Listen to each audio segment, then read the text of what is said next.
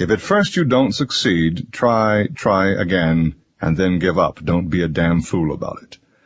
W.C. Field's wisecrack contained a lot of wisdom.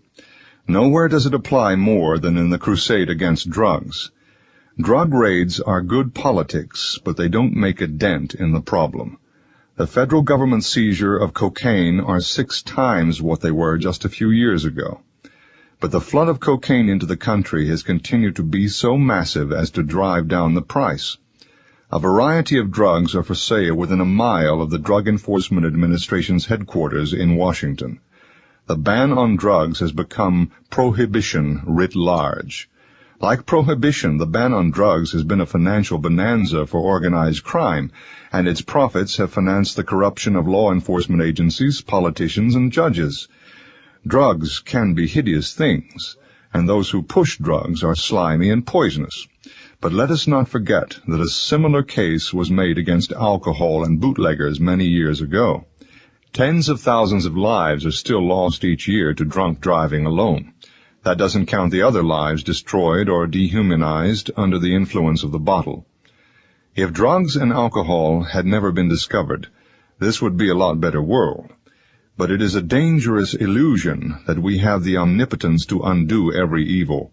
The crusading mentality can easily make things worse.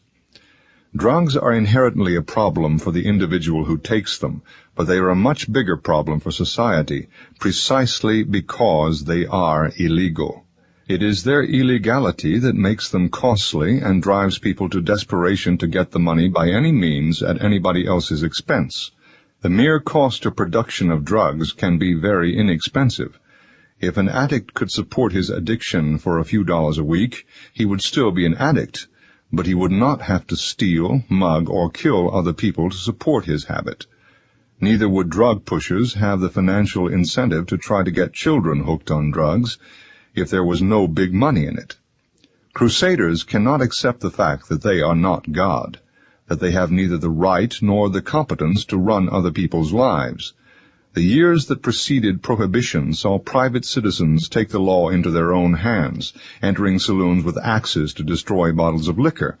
It was ego-boosting, moral exhibitionism. When the Crusaders finally succeeded in getting the Prohibition Amendment added to the U.S. Constitution, it was their crowning triumph and the nation's tragedy. Organized crime blossomed. So did the corruption of the whole political process. When national prohibition ended, many localities passed their own bans on liquor. Bootleggers sometimes financed the campaigns to ban liquor. Their profits depended on liquors being illegal. Legalization of narcotics would similarly destroy the profits of today's drug pushers. There is no way that they can compete with drugs that can be mass-produced cheaply by big pharmaceutical companies. This is not a complete solution. Nowhere is it written in stone that there are always answers in the back of the book. What we can do as a society is to cut our losses. It is bad enough that some people destroy their own lives with drugs. We don't need to add vast numbers of innocent victims who are robbed, mugged, or murdered by addicts trying to get money for a fix.